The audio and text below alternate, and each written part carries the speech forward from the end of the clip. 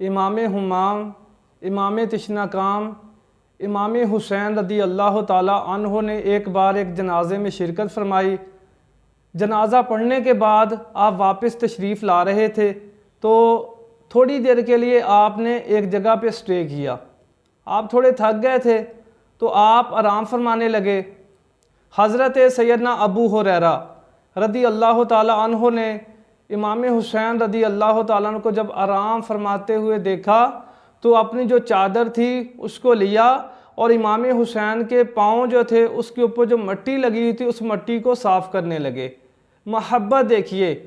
ابو ہریرہ رضی اللہ تعالیٰ عنہ بہت بڑی عمر کے صحابی تھے اور امام حسین کی عمر بہت کم تھی،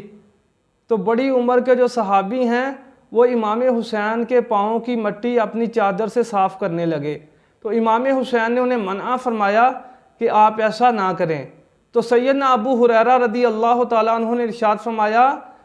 کہ جو آپ کی شان و عظمت ہے، جو آپ کی شان و شوکت ہے، جس کو میں جانتا ہوں،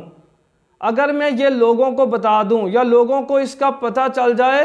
تو لوگ آپ کو اپنے کندھوں پر اٹھا لیں گے۔